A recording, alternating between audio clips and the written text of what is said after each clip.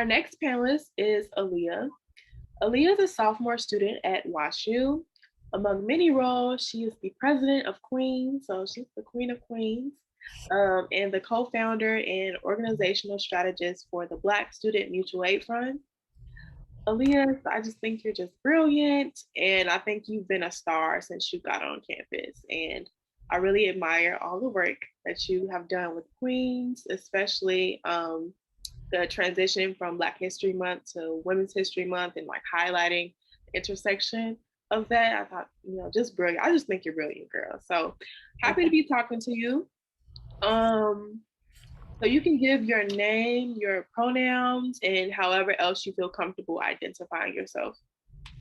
Yes, so my name is Aaliyah Allen. I use she, her pronouns, and I'm currently a sophomore, a double major in American Culture Studies and Psychology with a minor in music. And just a fun fact, I am originally from Memphis, Tennessee. Okay. Chicago. Wanted that to be known, but okay.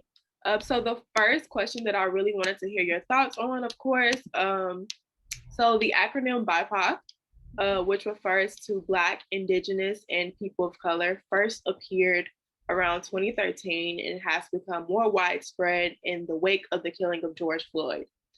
Doing your part in spreading information about marginalized identities is important, but doing all of the research for people can be counterproductive. Um, BIPOC, again, is an acronym for Black and Indigenous People of Color. So, how do you feel personally about this acronym, and in what ways does it or does not represent you? So I have complicated feelings about the term, I think, on two fronts. The first is, I think, sort of academically, I have a issue with, I don't know if the term functions in practice as it's intended to. So as I understand, it's supposed to be a way to kind of center and or differentiate the Black experience and the Indigenous experience and the experience of people of color. Um, but in the way I see it utilized, in my experience, it's really still thrown around similarly to how people of color is thrown around, in the sense that it kind of just paints a wide brush over people's experiences.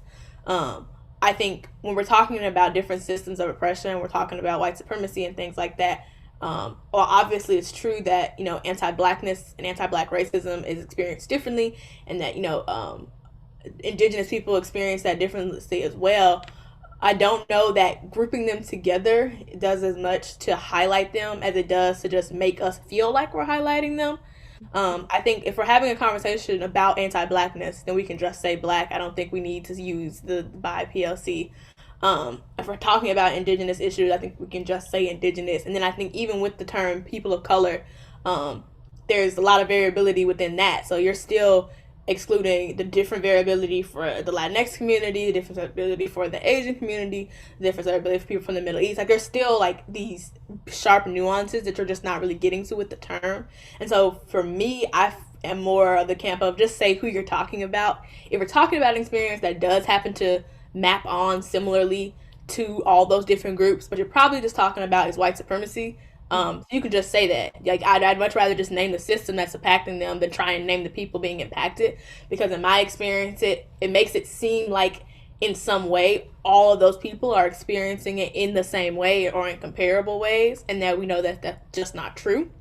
And so I think it's more precise to just say these groups who are impacted by white supremacy, because I'm not trying to then tell you how are they impacted by it or in what ways or to what degree. I'm just denoting that yes, all these groups are impacted by white supremacy without trying to signal that, oh, I know that all these different groups are impacted differently. Because if they are, then I can just say that. I can talk about that very specifically. And so I think for me, I prefer to be really specific about who I'm talking to and when.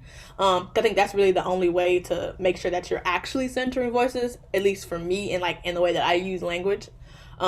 But that's not to say that I think anyone who uses it is like a bad person or is, a fake woke person, all type of stuff. I just think personally it's like the efficacy of the term isn't that high, and we might as well just call it what it is and get more specific about our language instead of trying to wrap up all the experiences into one word when I think there's better language that does that. For sure.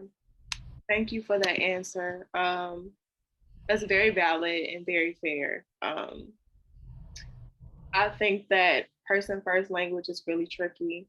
Um, and it is a good thing, but again, it does kind of, I think, go against what we're pining for, which is to center ourselves, and then it, like, in turn just recenters whiteness. And I do think that we should get as specific as possible when we're talking about um, socio-cultural, socio-economic issues that affect a particular community. I do think it's great to be specific as possible, and that's yeah. Again, it's fair because if that's how you feel as a a member of what they say the BIPOC, then I think that's how it should be interpreted in one stance. And I also don't think not everyone is going to accept the term in one community. So I think it's just something that diversity and inclusion workers just have to, um, you know, understand and live with. So thank you for that answer.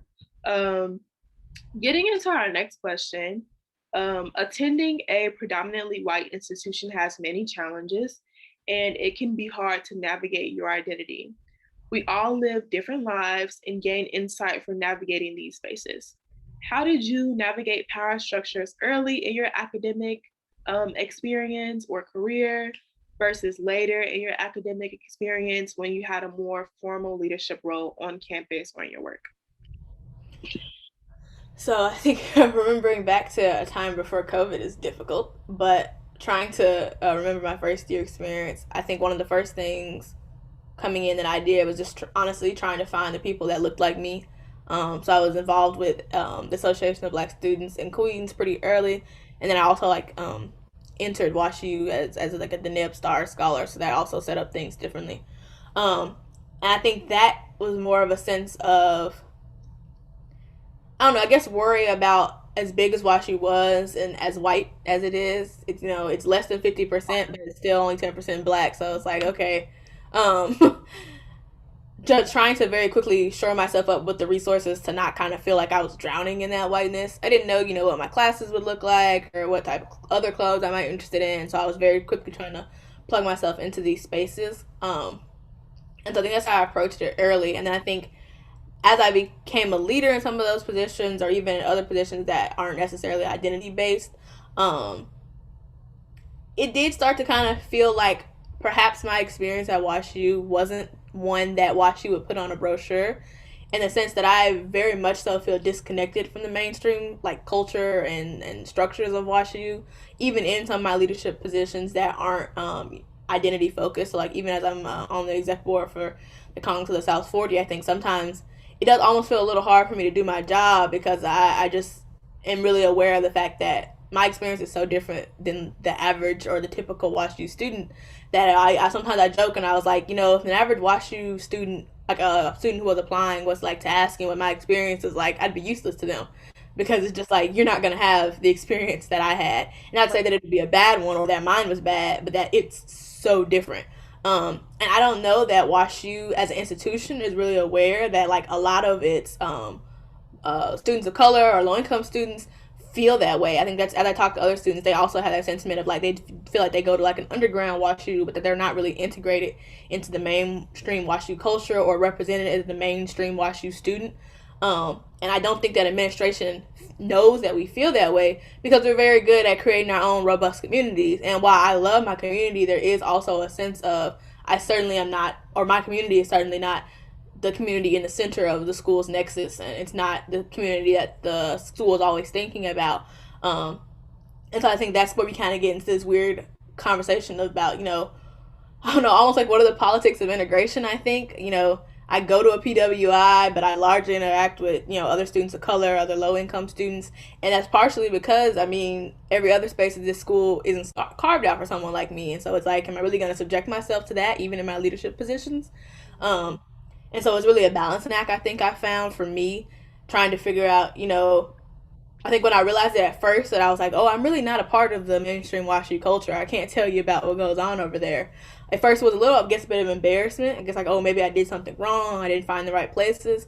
But I think over time I just realized, no, this is just kind of where I belong. It's where I feel the most comfortable. It's where the people where I know I have people I can trust and people who reflect back at me my own values. And I think because of that is what makes me go so much harder that WashU actually integrate more resources toward those communities, because it's like it's not the mainstream WashU culture or community that's keeping me afloat. It's these different, coves of communities that are making my experience here bearable. And I want that to be very well known. That is like WashU has a lot of resources, but I think students who aren't a part of that mainstream WashU identity have to actually spend a lot of time redirecting those resources to their community because that's not who they're going to initially. And so I think that is kind of where it's like a breakdown in communication that I didn't see until I was in leadership roles, that I was able to connect the two of like, I'm living over here and the resources are over here, and I constantly have to reroute them to the people who look like me or the people who come from backgrounds like mine. Wow. Thank you. I feel like I can identify with a lot of that. Um, because when I got to WashU, I was immediately embraced by Black women. And so I got so comfortable in that space, which is definitely a good thing. I don't feel like I need to necessarily branch out, because I do think that I'm getting the resources from other students. And sometimes it kind of clouds my judgment of the university. Because if someone asks me, do I like WashU? I'm going to say, yeah, not knowing that it's because of like you said, like the students that I am surrounding myself with, and not entirely because of what the university is doing.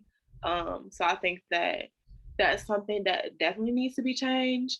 And for a really short personal anecdote, just in terms of my navigating power structures early. So I think it was kind of like you as well. I kind of went head first my first year and was involved in ABS and Queens. One time I was in a red college that was not my own, and I asked this group of white girl students where the bathroom was, and instead of telling me where the bathroom was, she was like, "Do you go here?" And I was like, "Do you go here?" That was my response, because why can't you just tell me where the bathroom is? Um, so I think that that was kind of hurtful, but I obviously got over it. And then joining formal leadership positions, I realized that WashU, on paper, WashU has made a commitment to diversity and inclusion. And so, what can I do um, in my work to, I guess, hold them accountable to making those commitments, so people don't ask people questions like that, because it was microaggressive. But I really loved your answer, and thank you. And I think you're doing an amazing job with navigating whatever it is Aaliyah is navigating. Again, amazing job. So I think that gets into our next question.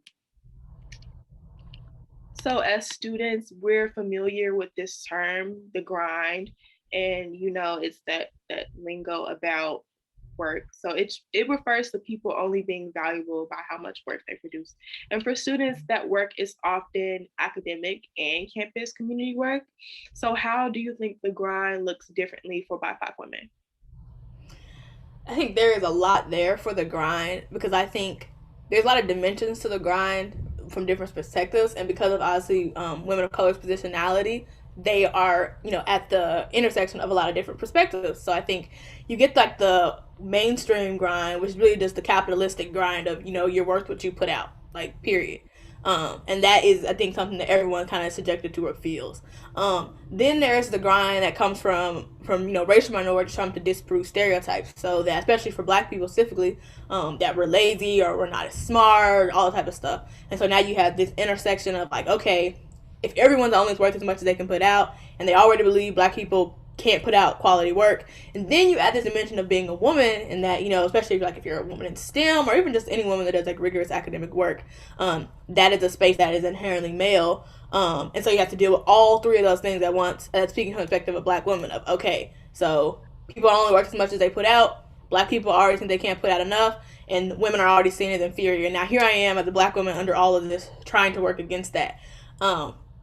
And I think in my own experience, there's also a level to mediate, because I don't also want to strip away Black women's agency as far as like how hard we work. There's also a level of that just comes from love for what you do or belief in what you do. I think for me, For I mean, sure. academics is my thing. Like I love to learn, I love to read, I love to write. And so it's not just that, mainstream society tells me I'm not smart. It's also that I actually know I am very smart and that I'm very good at this and I enjoy doing it to a certain extent.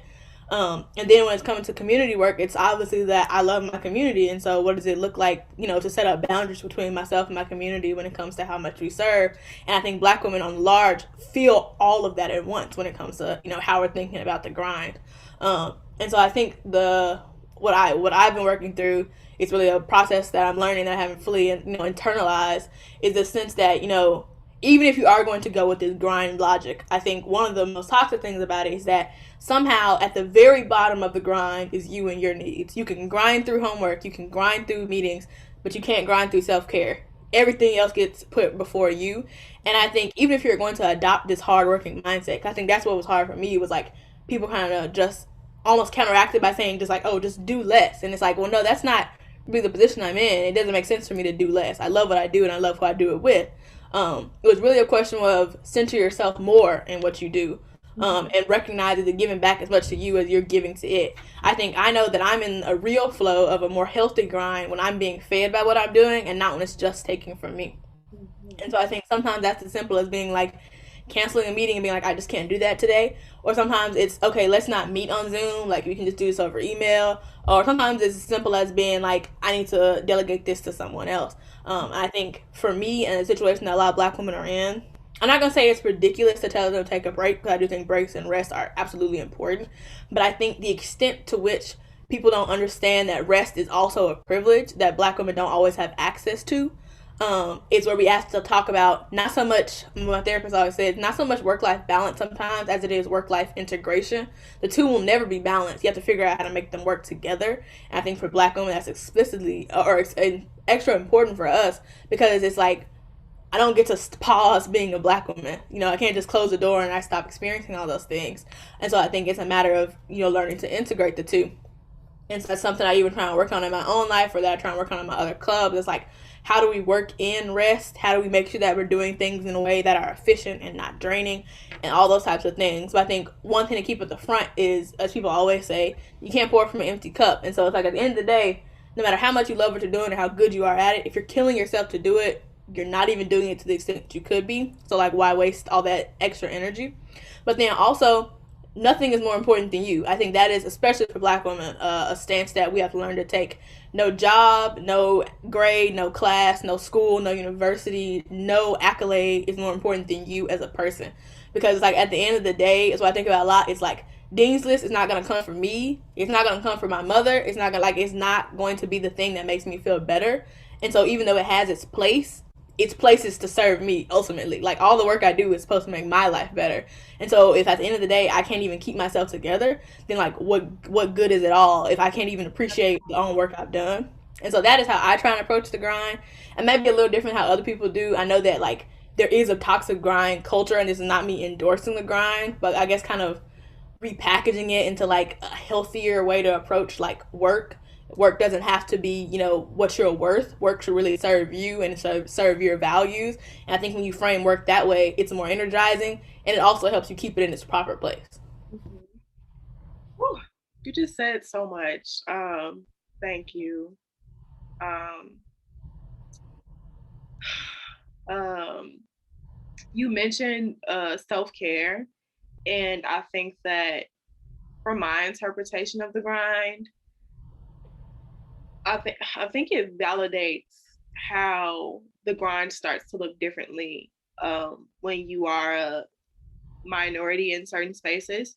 Because I attended an all Black high school, but the administration and teachers were not big on any type of diversity training. So yes, the terminology was there, and like we all thought the grind was something cute uh, to kiki about, like so.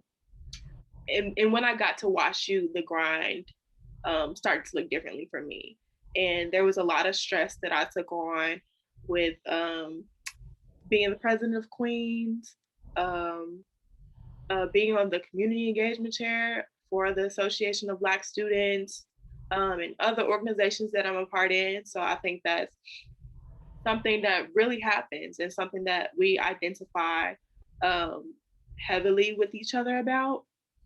But you just said so much. Oh my goodness. But thank you. That's a wonderful point. And I do think that self care. I think self care is really radical for BIPOC women, in which we are centering and celebrating ourselves when society does not. Mm-hmm. So I think BIPOC women and especially BIPOC students should like your phone needs to recharge. I think we all need to recharge. And that doesn't mean like we're not letting ourselves die. Like we're not turning it off because it's still important, but we're just allowing ourselves to recharge and doing that by setting academic boundaries, saying no, recognizing when you can't do something, when you don't have the time to do something, and when you don't feel like it. Mm-hmm. Right. So I think that's really important. And thank you, Leah. Yeah, and just to add to that, I think like what you're saying about self care, I think there's a notion of self care that has actually been, like you said, self care is radical. There's a way that self care has been sort of defanged in like the Western white capitalistic sense, and that it's been framed as very indulgent, as almost like either a waste of time or something you do when you have extra time. It's Right. just Or a bubble extra money. bath, yeah, and face mask, and like yes, there's a place for that, absolutely.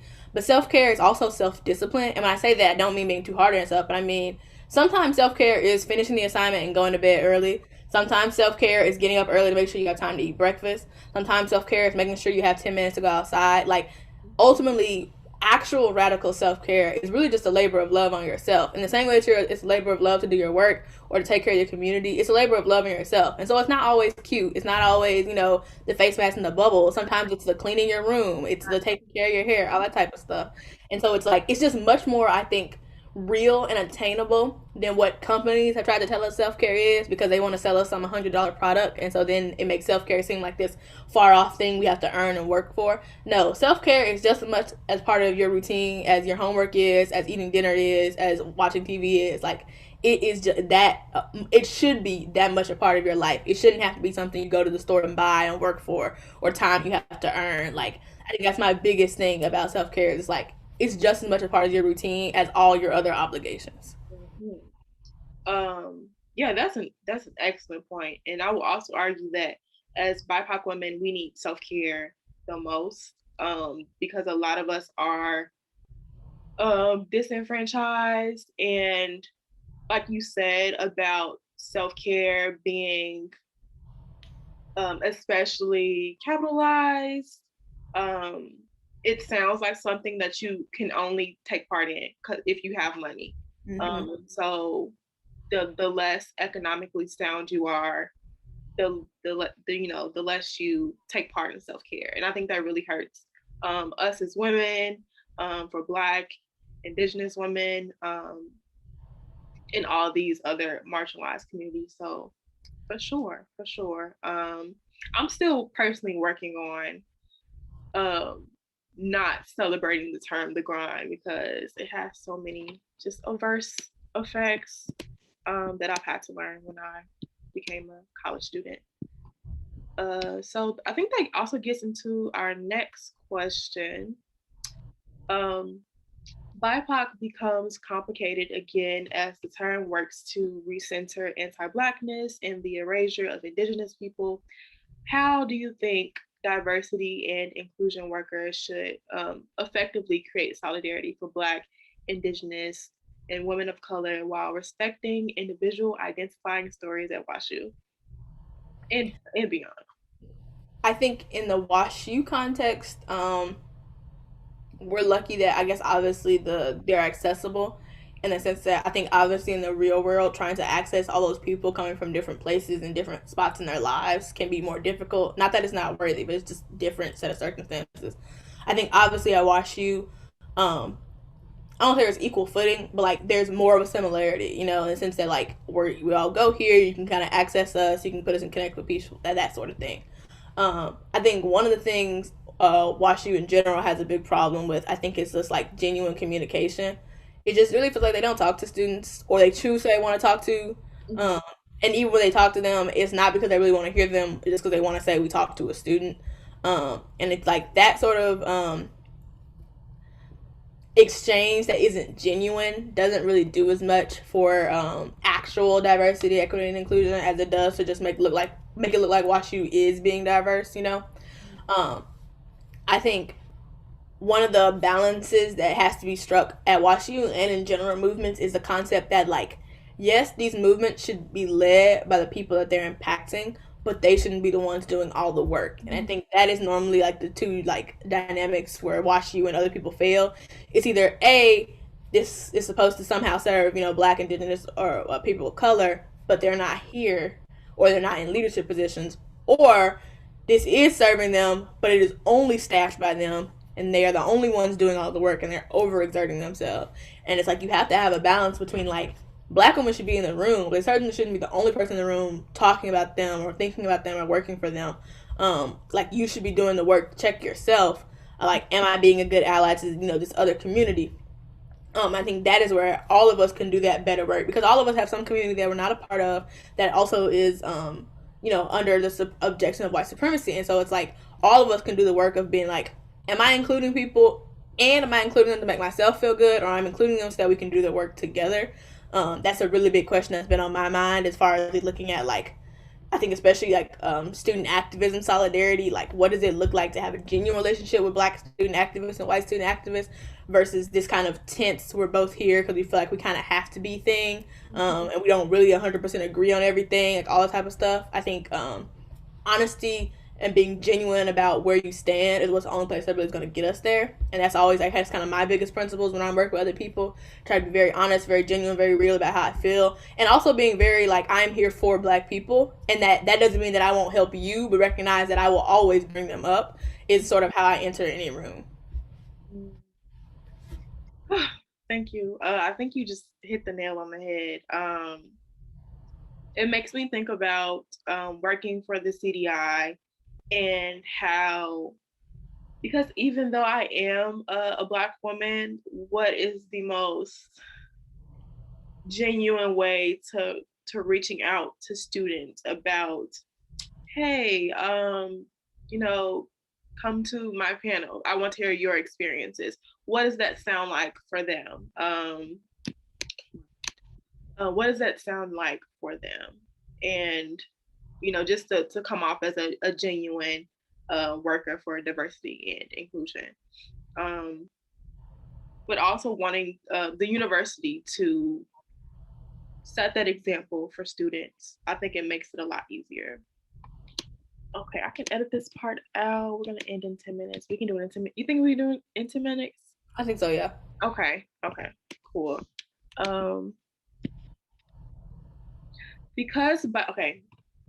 My next question. Because BIPOC women are marginalized, it is easy to feel like we are walking through life alone. What are some factors that have boosted your resilience, and what advice do you have for BIPOC women to find their safe, celebratory spaces on college campuses and beyond? I think there are a couple things. I think first, my mentors is a big one. I happen to have a mentor who is a black woman who is an alumna from WashU. That's really helpful just for, truly having like someone that really understands me. She was my mentor before I got here, but also like she knows what it's like to be a black woman at WashU, and has already done that, and so she can kind of guide me through it, or sometimes just have compassion for when I'm struggling. I think having a good connection with black women currently going to WashU is really, really important for me. That's one of the reasons I'm involved in Queens. I think it's not just because I want to add it to my resume. It's truly like I really value having a connection with as many black women as possible, and Queens is really just the best place to do that for me. So I'm just like, oh, that's just where I go. Especially when it comes to connecting with like underclassmen and things like that. That is like, that's the space for that. And then I also think therapy. Now that when I say therapy, I also understanding that therapy is not always accessible, and that people have different experiences with therapy. But for me, being able to be one of the recipients of the mental health fund grant at WashU so that I could afford therapy, and then also being able to contact a black woman therapist in St. Louis was really been helpful for me and my resilience.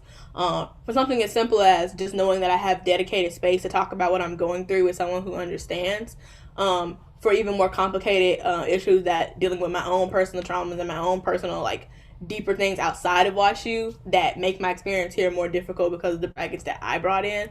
Having a therapist to work through all of that at the same time And I think it's really what's popped up a lot of my resilience. And so I feel like those are the, like, for me, the three main things. And I think ultimately, like, what I hear from that is honestly just surrounding myself with Black women. Most of the people in all those categories are Black women, whether it's mentors, whether it's peers, or it's my therapist. And so I think for me, it's surrounding myself with people who, like I said, reflect my values, reflect how I see myself.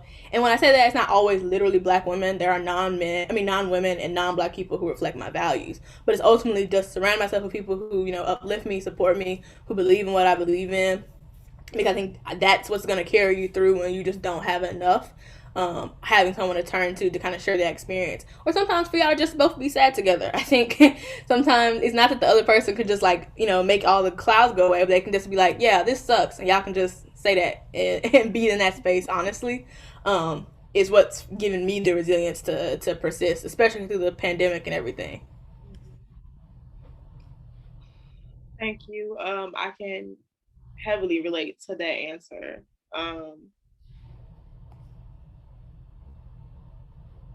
Mental health is really important for BIPOC women, and it's been said already. But I think that specifically for attending PWIs, you really have to put yourself out there. And if you don't want to join like a leadership position, because I know that, like we said, those positions are really taxing sometimes, but they are important. But just putting yourself out there to meet the community members that you know can help you. Because if you go to a PWI, you probably won't find them if you don't put yourself out there. And by putting yourself out there, I mean um, going to events that organizations on campus hold, and such like Queens, and then you can celebrate in that space, and I think that's really important. Um, and then these lies that I really want to talk about. So, what is a lie that you have been told about what it means to be a woman? I think a lot that I have been told about womanhood, I think, relates to the weakness of our emotions, or emotionality, and how that makes us unfit to be leaders, and how that makes us, even sometimes, surprisingly enough, unfit to be partners in a way that women are irrational and you gotta find one that's not crazy, that sort of thing. Um, and I think for me, what I've had to learn, because I'm a very emotional person, which I don't know that if everybody feels that way, but I think that I believe that on myself. I'm a very emotional person. And I think what some would see as a weakness, and the fact that I'm deeply impacted by things, I actually think that's probably my greatest strength. I think it's my passion about the stuff that I do that makes people believe that I'm genuine and honest and want to work with me. And that passion is emotion. That passion is, the emotional investment I have. And I think I spent a lot of years trying to kind of stamp out that emotionality, because of how it was seen for women to be emotional in leadership positions. But I think over the years I've gotten more comfortable with, no, I'm a very emotional person. I care about pretty much everything I do. It means something to me. And I'm very sensitive, and I think that that doesn't mean that I deserve to be treated wrong, or that that's an excuse to hurt me and say it doesn't matter because I'm sensitive. I think that means that people should treat me well because I'm sensitive and I'm emotionally invested in things. And I think that's what makes me a better leader, because I'm really tuned into how other people feel in a space. I always try to make spaces inclusive, and I'm very aware of like the emotional energy of a space. And so I think that's one lie that I have had to personally undo for myself, is that my emotionality and connection to my emotions and sensitivity is certainly not a weakness, and is arguably a strength, in certain spaces. For sure. I just to shortly chime in, I think that I don't know if this is true, but I know that a lot of wars have been started by men, and um, the absence of emotion does not mean the presence of logic. And so that's something that I've also had to learn as a woman, because it does seem like um, people want us to think of that as a hindrance, and it's really worked as a strength for me as well. And I think that empathizing, sympathizing with people is really important, and it makes you a good leader. And I think you're an excellent leader, Aaliyah. And I've really enjoyed talking to you. And as the former president of Queens, it's been wonderful to see everything that you've done for Queens, girl. Do your thing, like keep going. Um, Is there anything else that you would like people who look like you to know? And what projects are you working on? I would like for people who look like me to know that they do not have to be superheroes or the strongest woman in the room. I think it's hard when I say that because I'm also a leader in the room, and they're like, "Oh, of course you say that," but no, really, like there is value in not being always the person at the front, and that it's okay to just be a human. A black woman fully recognizing her humanity is one of the most radical things black women can do. And I think that is one of the things I try and impart most into Queens is really giving space for the black women to just be themselves, to be college students, to not be the radical activists all the time. As far as projects I'm working on, of course, still working with the mutual aid. We're hoping to do a fundraiser for our black seniors soon. My next question, is there anything else that you want people who look like you to know? So I think I want people who look like me to know that they do not have to be superheroes or the strongest person in the room. I think saying that from a lot of leadership positions makes people go like, okay, but I'm being for real. I do think that it's one of the most radical things a black woman can do is to fully recognize her humanity, and that humanity means looking silly sometimes. It doesn't always look like being the hero. It doesn't always look like being right. It just looks like being a person. And I think black women a lot of times aren't afforded that, and so I suggest that they take it. That's really important to me, and that's something that I always try and work into Queens. And when I'm thinking through what we're doing and how we're approaching things, I mean, even the theme of Black Women's Week this year was, not your superhero, humanizing black women, because that's just really, really important to me that black women, take that agency to just be full beings and not be this character stereotype or flat reproduction of what people think a black woman is. Are there any product? Are there any projects that you're working on? I think my main project and focus right now is focusing on the mutual aid and continuing to support Black students financially. You can find us on Instagram at Blackstub Mutual Aid. And that's had all the information about how to donate and stuff. We're hopefully getting ready to organize a big fundraising drive for Black seniors who are hoping to be able to send them away with some resources and some things they need to help if they're relocating, going to grad school, law school, med school. There can be a lot of barriers in that, and we just want to try and support them on their way out, especially in this being the first year of the mutual aid's existence. So that is coming up, and again, that'll be on our Instagram. I think those are the main things that I'm working on, is focusing on that and continuing with student organizing and activism. Amazing. I know you just mentioned the mutual aid fund, but how else can people contact you or connect with you? They can follow my personal Instagram if they want to. It's Leah with two H's, so LIYAHH period, and then Allen. They also can look at my Medium page. I'm a writer, and I write on there pretty regularly. That's also linked to my Instagram if they want to find that. But if they go to Medium, it's under my official pen name, which is Aaliyah Allen Coleman. I carry my father's name when I write. But yeah, those are the main ways people want to connect with me. And of course, if they're a WashU student, I am generally around. It's not hard to find me.